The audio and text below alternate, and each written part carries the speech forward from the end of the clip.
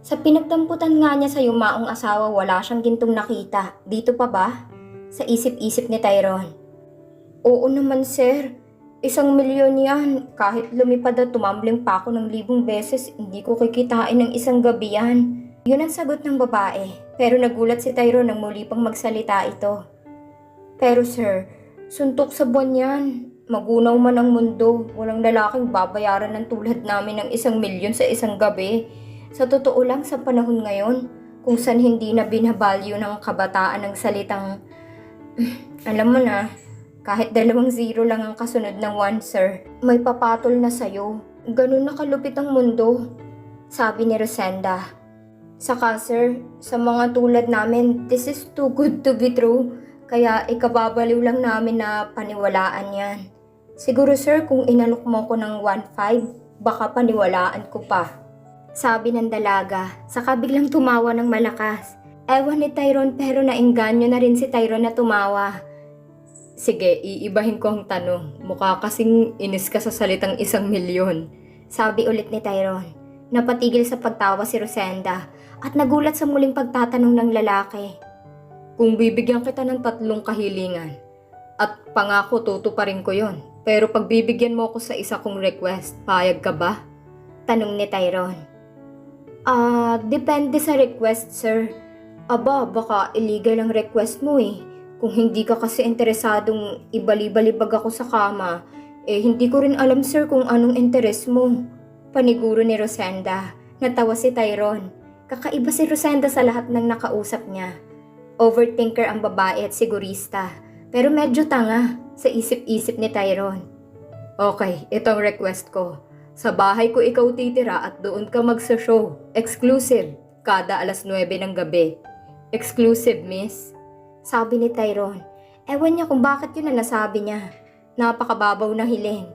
Alam niya na susunggaban ito ng babae. Ilang gabi naman yun, sir? Tanong ni Rosenda. Magaan na yun kung yun lang ang kapalit ng 5,000 nito. Let us say for about a month. May pag-aatubiling sabi ni Tyrone. Okay, sir. Call ako dyan. Pengi na lang ng address, sir, at pupuntahan kita gabi-gabi. Kasi hindi ako pwedeng magstay in, sir eh. Sabi ni Rosenda. No, I want an exclusive, miss. Ang gara din ang trip nyo, sir. Kabaret sa loob ng bahay mo? May strobe light ka sa kwarto, sir? Iba ka din? Sabi ni Rosenda. Exclusive naman yun, sir. Sa'yo lang ako gigiling sa loob ng 1 buwan. Magpapaalam ako sa club. Kaso, sir, hindi talagang pwedeng stay in ako. Una, magkasama kami ng boyfriend ko sa bahay. Ikalawa, may sakit ang tatay ko, sir. Yun ang dahilan kung bakit hindi ako pwedeng tumigil sa paggiling, pataas at pababa, sir. Tapat na sabi ng dalaga. Mangha naman si Tyrone sa pagka-honest ng babae. Parang hindi kayang magsinungaling. Parang hindi kaya ang manglamang ng kapwa. No wonder ganun ang trato ng boyfriend nito sa kanya. Kung sakasakali ba, anong 3 wishes mo? Pag-iiba ni Tyrone sa usapan. Una, mapagamot ang tatay. Ikalawa, matulungan si kuya sa kaso niya. Ikatlo, sana makontento na siya at mahalin niya ako ng totoo. Sagot ni Rosenda. Naikuyom ni Tyrone na mga kamay sa ikatlong kahilingan ng babae. How can a lowly woman with so much struggles ang mas inuuna pang iba kaysa sa sarili? Walang kamalay-malay ang biyudong si Tyrone Bien Morris na sumisibol ang malalim na paghanga niya sa babaeng kausap. Pakiramdam ni Tyrone na kahit anong ialok niya dito, may sagot ang babae. May katwiran, may kuro-kuro, may masasabi. Wow, she is a woman with so much to share. Sayang lang at binubulok ito ng lugar na yon. At mukhang may isang tao pang lalong nagluluklok dito sa putikan. Hindi alam ni Tyrone kung anong nararamdaman. Halos mahigit 2 buwan pa lang na ililibing si Marjorie. Magmula nang madiskubre niya ang lahat-lahat sa asawa, ay tinangkana niya at nitando na libangin siya o gantihan ng asawa sa mas nakakainis at nakakainsulto na paraan. Pero hindi niya talaga kaya. Ang pag-angkin kasi ng babae para kay Tyrone ay isang sagradong bagay na dapat ay pag-ibig ang dahilan. Inaamin niyang pag-ibig ang dahilan niya kung bakit niya pinakasalan si Marjorie. Minahal talaga niya ito kaya natatawa si Tyrone sa huling hiling ng babae. Dahil sa panahon din ngayon, hindi na sapat ang pag-ibig para lumigaya. Hindi man maamin ni Tyrone pero ang huling tanong niya ay nagnanais na tulungan ng dalagang makalayo sa swapang nitong boyfriend. Sana. Pero puso pala ng dalagang malaking pader na babanggain niya. At alam ni Tyrone na iyon ang pinakamahirap tibagin. Kung pakikinggan ng mga sinasabi ng babaeng kausap niya, malalim ito magmahal. Nakaramdam ng inggit si Tyrone. Napakaswerte ng lalaki na may nagmamahal na ganito katindi. Bigla naman siyang naawa sa babae at sa sarili na rin dahil katulad ng babae matindi at malalim din siyang magmahal. Pero hindi rin pinahalagahan. Mas nasilaw sa pera. Mas nasilaw sa makakamkamang inibig niya. Hindi nila nakikita na ang tunay na ginto ay nasa puso niya. Hindi ka ba nagugutom, miss? Biglang lihis ni Tyrone sa usapan. Busog pa ako, sir. Kakapakain mo lang sa akin ng masarap na hapunan na ang pakiramdam ko tuloy dahil sa sarap niyon eh. Iyon na ang huling hapunan ng buhay ko. Dahil itcha-chop-chop lady na ako mamayang madaling araw. Sabi ni Rosenda. Napailig si Tyrone pero natatawa. Ang gaan kausap ng babaeng ito. Parang walang pader na nakapagitan. Parang walang bukas na kakalam-kalam. At parang walang mga sugat at peklat ang puso't katawan. Grabe ka na sa akin ha. Kanina porn producer. Ngayon naman serial killer. Ano kayang susunod? Parang feel ko na kidnapper naman. Sabi ni Tyrone, sabay ngumiti at saglit na tumuon ang paningin sa mukha ng dalaga. Pero saglit lang at tumingin na sa malayo. Napapansin ni Rosenda na may sense of humor din ang lalaki. Madalas itong nakatingin sa malayo na para bang nababalot ng kalungkutan ng puso. Malungkot ang mga mata ng gwapong lalaki. Parang may hinahanap o parang may bumabagabag. Ramdam niya at basa niya sa kilos at mga galaw nito na hindi lamang yun ang habol nito sa kanya. Simula pa lang kasi sa kotse pinapakiramdaman na niya ito. Ni minsan kahit pa simpleng dikit ng kamay sa hita niya hindi nito ginagawa. Hindi niya lang matitigan ng maigi dahil madalas itong nakatingin sa malayo. Malabo kang maging kidnapper, sir. Sabi ni Rosenda na kunwari ay sinipat-sipat ang lalaki. Bakit mo nasabi? May pagka-amazed naman na tanong ni Tyrone. Aba sir, may kidnapper ba na nagbabayad muna bago dagitin ng biktima? Para kang magtatanan ng babae na ipapaalam mo muna sa ama kapag ganun sir. Di ba nakakatuwa yun? Sabi ni Rosenda na sinundan ng malakas na tawa na humahagalpak pa sa sobrang tuwa niya sa sitwasyon. At sa sarili niyang joke ay nahampas pa ng dalaga sa braso ng lalaking kausap. I want some ride. Sabi ni Tyrone. Boom! Pakshit, sa ride din naman kami na uwi. Putik daming pasakalya ni Pogi. Ganon din naman pala. Sa isip-isip ni Rosenda. Hala sir, tara na nang makauwi na ako. Pero wag dito sir please. Sa kahit saang motel na lang. Please. Sabi ni Rosenda na hinawakan sa brasong lalaki. At inakay patayo at paalis na sana. What? Wait, what? Nabigla si Tyrone at nagulat sa paghatak ng babae. Kaya na out of balance ito at kamuntika ng matumba. Pero maagap si Rosenda at inalalayan si Tyrone. Payakap niya itong tinulungan. Easy lang kasi sir, wag excited. Humawak si Tyrone sa bewang ng dalaga. Sa pagbabalanse niyang tumayo. Sa totoo lang ay para siyang kinukuryente pero saglit lang. Mas parang naramdaman niya ang panlalamig ng buong katawan. Kumapit na lang si Tyrone sa braso ni Rosenda, kaso nagmukhang hinablot niya ito. Wait, I said I want some ride. Ba't nagyayaya ka ng ano dyan? Ulit ni Tyrone. Oo na nga sir, yun nga yun. I will ride you sir. Yun lang pala ang trip mo sir eh. Trip din ng boyfriend ko yan, master ko yan sir, di ka magsisisi. Nag-ibang itsura ng mukha ng lalaki. Parang biglang dumilim at parang nakitaan niya ng galit. No! Hindi yun ang ride na gusto ko. Medyo mataas ang boses na sabi ni Tyrone. At yun na nga, nagalit na nga ito. Ano ba kasing ride ang trip nito? Natatarantang sabi ni Rosenda. Sir, wait. Relax, floor wax ka lang po. Huwag masyadong impyerno sa init ang ulo. Okay, sige, wait. Ibang klaseng ride ba? Kung ayaw mo ng helicopter. Dog style ba? Ano pa ba? Kangaroo ride ba? Ano pa ba? Wala na akong alam eh. Ikaw na lang bahala, sir. Kaya tara na. Sabi ni Rosenda.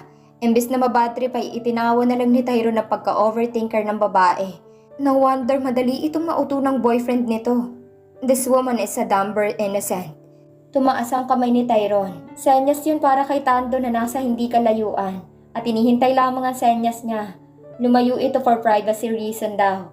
Maging ito rin kasi alam niyang kaparehas ng takbo ng utak ng babae. Kahit pa nga ilang beses na ito nag-uwi ng babaeng binitbit niya sa bar na hindi naman niya dinadala sa masasalamin na lugar. Wala pang ang 2 minuto na sa likod na niya si Tando. Tara na ba tayo, sir? Tanong ng kanyang mas overthinker na alalay. Nagganon ba kayo ng miss? Baling na tanong ng alalay kay Rosenda. Hindi ko pa nga sure kung anong trip ni bossing mo. Pero magpa-dog style, horse style, kangaroo style o monkey style pa yan. Sige na lang, bahala na siya. Kung anong trip niya na lang. Sagot ni Rosenda na hindi niya namamalayang hawak pa rin yung kamay ng lalaki. Wow, kangaroo style? Monkey style? Malupit ba yun? Boss, na yung mga Lupit boss, ano ka na ba? Muang dami mong option. Sabi ni Tando. No, Tando. I want to ride somewhere, yung malayo, yung may fresh air. At may masarap na lugaw na masarap na tokwat baboy. Sabi ni Tyrone. Wow, malayo-layo yun, sir. Sure ka sa Sita, baka na ka lang, sir. Pag-isipan mo ang ulit, sir. Nuhin mo. Nakaka-excite ang kangaroo style, sir. Sabi ni Tando. Malutong na batok ang sinagot ni Tyrone sa alalay niyang kasing overthinker ng babaeng kasama. Unahin mo nang ihatid si Miss sa kotse. Medyo sasaga pa ako ng hangin muna. Sabi ni Tyrone. Inakay na nga ni Tando si Rosenda sa kinapaparadahan ng kotse ng mga ito. Naiwan si Tyrone na isa-isang hakbang na lumapit sa may seawall at pakapaka pang pumwesto malapit sa dalampasigan. Sininghot ang malamig na simoy ng hangin, saka bumato ng katanungan sa kalawakan. Hanggang kailan? Hanggang kailan ko pagdudusahan ang lahat? Pabulong na tanong ni Tyrone sa kalangitan. Inihanda ulit ni Rosenda ang sarili. Kung saan man sila makarating ng lalaki, bahala na. Anumang ride and trip nito ay bahala na. Palagay naman ni Rosenda mabait ang lalaki. At sa uri ng pagsasalita nito ay soft itong tao. At mukhang hindi naman yung tipo ng kakama na hard na masochist pa. Sa isip-isip ni Rosenda. Iniwan siya ng driver at susunduin daw ulit ang amo niya. Wow, bilib na talaga siya sa treatment ni Tando sa amo niya. Parang prinsipe. Teka, 1,000,000 din bang sahod nun kaya ganun na lang kung alagaan si Pogi? Kung mag-apply kaya akong driver o maid, tatanggapin kaya ang tulad ko? May bakante pa kaya? Natawa si Rosenda sa naiisip. Bigla kasi niya na-imagine na nakasuot siya ng uniformeng pang maid. Tapos nasa ibabaw siya ng dining. At nag-i-striptease ha? Malamang wala pang 5 minutes, sisante na siya. Naputol ang pagmuni-muni ni Rosenda nang makita niyang papalapit ng mag-amo. Nakayuko ang lalaki habang naglalakad. Napapansin niya nagsasalita si Tando habang naglalakad ang dalawa. Ewan pero parang nag-i-instruction ito sa amo. Saglit lang at heto na at katabi na naman niya ulit si Pogi. This time si Rosenda nang umurong at sumiksik sa lalaki. Natatandaan niyang utos nito kanina. Okay, let's go, Papa. Get, ow! Biro ni Rosenda sa kasinenyasan si Tando. Tara na, kuya, nang makarami. Makahulog ang ngiti ang ibinigay ni Tando sa kanya. Malayo ang nilakbay nila, parang lagpas na ng Maynila. Sa isang simpleng resort sila napunta. Ipinasok ng mga itong sasakyan na tila VIP. Naiwan sila sa kotse habang nakikipag-usap si Tando sa attendant. Let's go na, sir. Na po ako ng nyo, sir. Sabi ni Tando. Did you choose my favorite spot? Tanong ni Tyrone. Yes naman, sir. Alam na ni anong paborito mo, sir. Regular na tayo dito eh. Sabi ni Tando na inakay na naman ang mahal na prinsipe. Okay, good. Maikling sagot ni Tyrone na inalalayan na ni Tando lumabas ng kotse. Wow, hindi nga nagdadala ng babae sa kama niya. Tama nga. Para naman sagrado ang kama nito. Sa asawa lang nito syempre. Yung mga putatsing na tulad niya pang motel lang. Pero in fairness ha, medyo sosyalan lolo mo dahil, pak na pak, sa resort siya dinala. Regular daw ito dito kaya malamang ewan lang niya kung pang ilan na siya. Naiiling si Rosenda sa mga pasakalya ng lalaki kanina. May pa 3 wishes pang mala Genie and the bottle pang nalalaman. Shoot that ball din palang magiging ending nila. Nang buksan ni Rosenda ang bintana ay nasamyo agad niyang malamig na simoy ng hangin. Ba't ganun? Kanina nasa Manila Bay sila. Dagat din yun pero bakit ibang simoy ng hangin ng dagat ng Cavite? Puna ng dalaga. Kinilabutan kasi siya sa lamig. Naalala tuloy niya na hindi nga pala siya nakapagbihis ng maayos. Pang showgirl pang suot niya na pinatungan lang niya ng hoodie na manipis at gawang divisoria. Nayakap ni Rosenda ang sarili sa lamig na naramdaman. Tara na miss, sa ano? Naghihintay na ng si boss. Pukaw ni Tando sa pagmumuni-muni niya. Sa isang maliit na kubo siya hinatid ni Tando. Malapit na malapit yun sa dalampasigan. Naabutan niya nakatayo at nakahawak na parang makitid na barandilya ng teres na yari sa kawayan ng prinsipe. Boss, nandito na kami ni Miss Pwede mo nang anuhin sir. Miss, upo ka sa tabi ni sir. Anuhin na kayo ni boss ha? Tawagin niyo na lang ako pag nakaano na at na tayo. Nasa kabilang cottage lang ako sir. Niyo ba kaya niyo? Paniniguro ni Tando. Bakit pag hindi ba kuya, tutulungan mo? Birong tanong ni Rosenda na advance naman mag-isip. Sinakyan naman ito ni Tando na mas maloko mag-isip. Abay oo naman. Sumigaw ka lang, anumang oras aanuhin kita. Andun agad ako.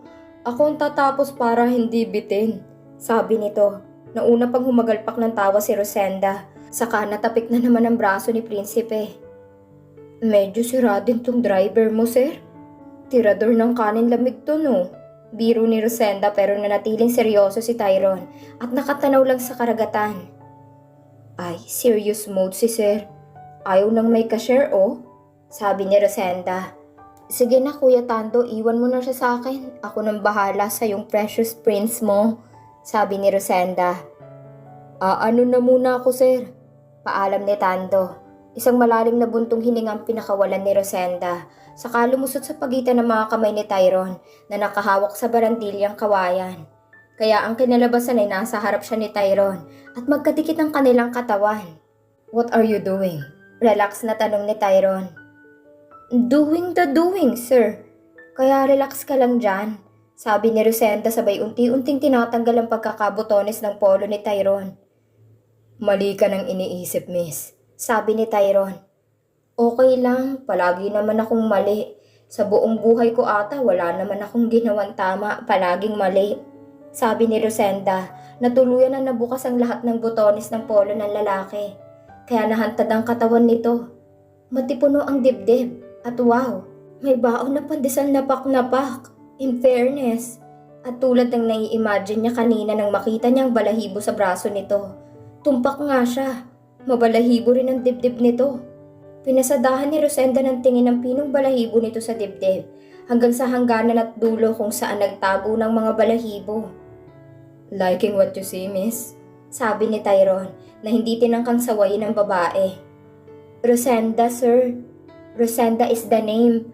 Pwedeng Julie, pwedeng Ana, pwedeng Ina, pwede ring Psst, o kaya Hoy. Kahit alin, mamili ka. Pagpapakilala ni Rosenda. Kanina pa kasi sila magkausap pero hindi man lang nito mabanggit ang pangalan niya. Na-imagine lang ni Rosenda habang ginagawa nila ang kangaroo at helicopter style. Tapos, miss, ang isisigaw nito habang ginagawa nila yun. Iyak, ang sagwa. Malamang mawala ako sa konsentrasyon sa pag-spaghetting pababa at pataas nun. Yak! Do you always do this? I mean, hindi na ituloy ni Tyrone ang tanong. Hindi niya alam kung tama ba yon. Ang alin sir, yung ganito? Sabi ni Rosenda, sabay kinapa ang dibdib ni Tyrone. Napasinghap si Tyrone sa ginawa ng babae at napahigpit ang hawak niya sa barandilya, lalo na nang gumapang ang bibig nito. What's with her? And what's with him now? Bakit niya pinapayagan ang ginagawa nito? Pagkatapos tuksuhin ng natutulog na dragon, ay umangat ang babae at hinarap siya.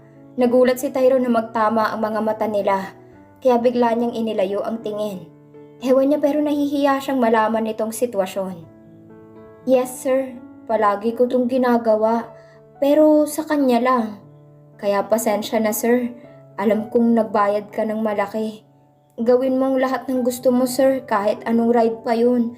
Pero never kitang luluhuran.